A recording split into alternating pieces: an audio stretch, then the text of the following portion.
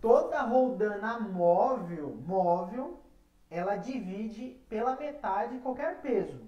Qualquer peso. Ela simplesmente é um mecanismo de forças, que eu não vou entrar em questão, mas duas forças aplicadas para cima acaba dividindo uma força principal, né? Então, duas forças para cima. Porque, ó, vamos voltar agora para cá. Tá vendo que tem uma corda aqui puxando? Que seria essa corda aqui que estaria puxando? Essa corda que está puxando seria uma força só. Só que tem essa outra corda que também se movimenta. Certo? Vamos supor que esse sistema, ao puxar, ele não puxa só desse lado, mas como puxa desse lado também. A mesma coisa aqui.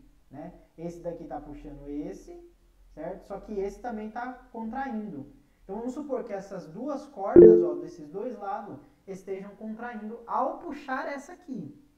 Certo? E essas duas cordas contraindo, elas vão facilitar, né, na aplicação de uma força que você vai aplicar, por exemplo, na hora de puxar, certo? Esse objeto aí. Lembra lá que é 2 elevado a n? Lembra lá? 2 elevado a n. O final total aqui, ó, é, por exemplo, excluindo esse bloco, porque a gente não deve calcular com esse bloco, porque a gente quer saber quanto que custa para puxar esse bloco aqui. E para saber disso, a gente tem que fazer o cálculo só do primeiro, que é a força do 1, que é a força para o bloco 1, certo? E aí você divide por 4, por que por 4? Porque aparecem duas roldanas aqui, certo? 2 elevado a 2 dá 4, certo? Isso daria um valor do peso, né? Para entrar em equilíbrio seria de 50 newtons aí. Só que a gente sabe que o bloco, agora voltando o bloco, a gente sabe que o bloco ele pesa 50 newtons. Então, 50 menos 50 estaria em equilíbrio, ou seja, esse sistema ele estaria paradinho. Se você fosse olhar lá na construção, um bloco pequenininho carregando esse bloco grandão de 20 kg, você perguntaria, nossa, mas como que o bloco não sobe mais essa roldana aí? Tipo, o bloco não desce no chão, o bloco 1 não desce no chão e o 2 não vai lá próximo da roldana. Porque eles estão em equilíbrio, certo? Por conta só da divisão das forças aqui, porque existe na questão da existência das roldanas. Beleza? Só que aí, eles estão em equilíbrio, então se eu aplicar qualquer força, esse bloco 1 passaria em movimento. Passaria a se movimentar. Se movimentar para onde? Para cima, né? Porque eu estou como se estivesse puxando esse bloco para cima. Certo? Então, por exemplo, se eu tiver uma roldana, né, móvel, lembrando que tem que ser móvel, tá? Uma roldana móvel, eu escrevi aqui, ó. Qual seria a força? Né? Qual seria a força que você aplicaria num peso, por exemplo, em um bloco, se tiver uma roldana móvel? Seria pela metade, certo? Porque seria 2 vezes 1, que aparece uma roldana só. Não, primeiro você tem que fazer o Newton. Tem que multiplicar a cada multiplicação por 2. Então, por exemplo, se eu tenho tenho 3 roldanas. 3 roldanas. Tá? Você tem que fazer assim. 2 vezes 2 vezes 2. Daria 8. Né? Daria 8 aí. Exatamente. Por quê? Porque aparecem, né, 3 roldanas aí. Vamos lá. Continuando. Bom, entendendo isso aqui, a gente vai passar para um plano inclinado. Né, a ideia de plano inclinado que a gente tem é o quê? É um desnível onde dois pontos equidistantes encontram alturas diferentes. Peraí, professor. O quê? Não entendi nada, né? Equidistante, pessoal, pontos equidistantes, a gente não tem um ponto aqui, que é o Y, certo? E aqui não tem um outro ponto, certo? Então, se eu pegar e traçar uma reta, concorda comigo que será um ponto A e um ponto B, certo? Eles não encontram alturas diferentes. Olha só a altura que está o ponto A. Olha só, desculpa, o B. Olha a altura que está o ponto B. Olha a altura que está o ponto A. Eles não estão a alturas diferentes? certo? Então a gente chama isso de um plano inclinado. Quando tem alturas diferentes, a gente chama de desnível, né? Quando tem alturas diferentes, a gente chama de pontos inclinados, certo? Então pega lá, ó, o celular do Pro. Se ele estiver reto, vocês conseguem ver o celular do professor aí? Se ele estiver reto, isso aqui não é um plano inclinado, certo? Se eu colocar ele assim, ele passa a ser um plano inclinado. Por quê? Porque tem um plano de altura maior que o outro, né? Que é onde está a minha ponta do dedo. É utilizado para você deslocar uma caixa, certo? De um ponto ao outro. Para você escorregar no escorregador, né? Você precisa de um plano inclinado, certo? Para quê? Para que a sua força-peso, né? Ó, força-peso, né? Ele exerça a função de um meu mecanismo, né? Que é o que? O movimento aí, certo? Então é para isso que serve um plano inclinado para máquina simples, por exemplo. É utilizado em máquina simples. Antigamente, pessoal, para construir a pirâmide do Egito, né? Gizé, né? E outras, Kefren, né? E outras pirâmides lá, eles usavam muito essa ideia de plano inclinado. Então, por exemplo, eles pegaram uma região, numa planície, né? Que tivesse íngreme, tivesse um desnível, eles utilizavam para deslocar madeira, para deslocar as rochas aí, caixas, etc. Bom, continuando, pessoal, acho que plano inclinado é isso que eu tenho que trabalhar. Não vou trabalhar com forças aqui com vocês, como eu disse, tá?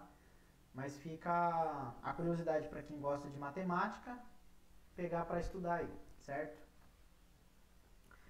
Bom, partindo de um assunto totalmente diferente agora, tá? Saindo um pouco da física, tá? Para partir um pouco das áreas dentro das ciências, né? Das biológicas aí, tá? Pessoal, o biociclo é dividido em 3 grandes, né, biociclos aí, tá? Temos aí o biociclo terrestre, que compõe aproximadamente 30% da área. Isso daí vocês já estão, né, cansados de saber. Então o professor não vai entrar em tanto detalhe, porque vocês já estão manjando bastante aí, tá? Mas temos o biociclo terrestre, que compõe 30% da área do planeta, e é onde existe uma vasta diversidade, né? De animais e etc. Plantas, né? Flores, né? E entre outros seres vivos aí, certo? É também chamado também de epinociclo, certo? Temos também o biociclo da água doce, que compõe aproximadamente, né, 1% do território do planeta. Ele é basicamente composto por rios e lagos, tá? Esses rios e lagos a gente vai ver detalhadamente que ele é dividido em regiões e velocidade, principalmente velocidade que as correntezas, né, ou que essa água escoa, tá? Ou que essa água se movimenta aí. E a gente denomina que quando é uma velocidade alta, né, dessas correntes, a gente chama de divisão lótica quando a velocidade das águas são altas, tá? Era para estar embaixo aqui essa setinha, mas fui parar lá em cima, tá? E a divisão dos lênticos, né, velocidade das águas são baixas aí. E essa setinha também era para estar aqui embaixo aqui, tá? Então, errar é assim, pessoal, ao vivo é essa coisa que sai às vezes, tá? Pessoal, aqui a gente tem um ambiente então de classificação lótica, tá?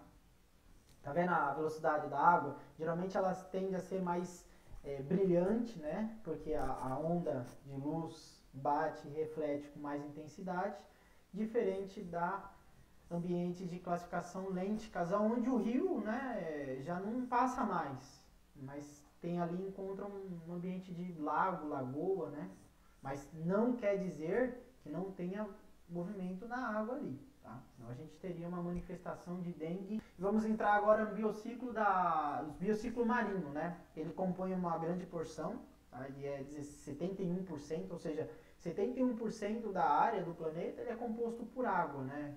Por biociclo marinho, certo? Esse biociclo marinho o professor não entrou em tantos detalhes como está aqui na imagem, tá? Mas a imagem ela já vai trazer bastante informação, é uma informação bem mais completa do que só simplesmente zona abissal, né?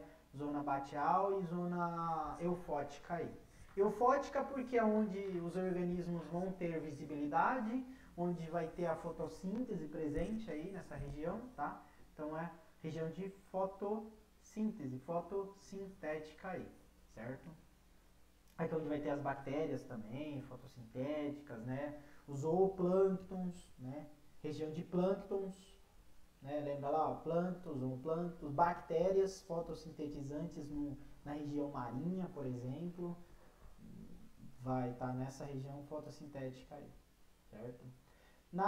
Aqui um pouco mais fraca, ainda encontra-se um pouco de plânctons, né? Mas aqui são mais os néctons que vão estar presentes, os grandes nadadores, né? Que são peixes aqui, que são de alta velocidade, né? E, entre outros animais aí.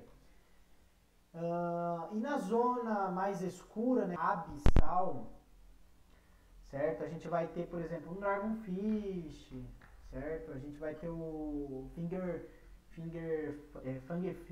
que é um peixe aqui que tem uma luz, né, que emite uma luz, certo? A gente vai ter o dragão pelicano, né, o peixe pelicano, que é esse aqui, que são animais que não necessariamente precisam da luz para sobreviver. Eles conseguem ser exímios caçadores aí com a presença de qualquer substância reconhecida, certo? Então, por exemplo, a gente tem substâncias reconhecidas que é só do nosso corpo.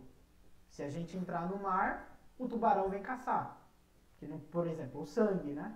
O sangue é uma substância presente em organismos vivos, que é um atrativo para tubarões. Da mesma forma, é para esses animais aqui. Eles são ótimos caçadores. Por quê? Porque possuem zonas, né, no corpo, características taxonômicas presentes no corpo, que identificam algum animal, algum organismo vivo ali presente, beleza? Outros utilizam de algumas artimanhas, que é um Fungerfang aqui, que é a emissão de luminescência. Então ele projeta muitas vezes essa haste, né, que acaba na ponta, tendo células presentes que emite luz. E aí vai indo um peixinho lá, vê a luz, acha que é um inseto, acha que é algum animal para ele, e na verdade é um grande predador dele, né? Então ele utiliza de estratégia aí para se alimentar. Então, ecologia geral, pessoal, dentro dos estudos dos animais, né, dos organismos vivos, das plantas, do meio ambiente, do relevo, a gente vai utilizar muito como base de estudo a ecologia, certo? Que veio lá desde 1800, né? Então, pessoal, a ecologia veio como estudo aí para facilitar, né, no entendimento de como funciona o comportamento dos animais, como funciona a adaptação, né, o hábitat de cada animal e a relação entre eles aí, certo? E como funciona também a existência deles no meio presente, no meio físico também, né? E claro, né, a ecologia na época trazia isso. Hoje, os estudos ecológicos ele vem trazendo uma questão de consequências. Então, quais são as consequências que o homem tem causado na relação natural? Porque falar assim, nossa, entendeu o bichinho lá na floresta, né, ou entendeu o animal na floresta, beleza, isso a ecologia traz. Mas trazer o impacto que o homem tem em relação ao natural, que já é de muito tempo, né? Não que não deixa de ser importante, né? Entender como que é a relação dos animais ali no meio ambiente. Mas entender nosso impacto no meio ambiente, ele se tornou muito mais importante, certo? Do que só simplesmente entender como funciona a relação entre os animais e o meio físico.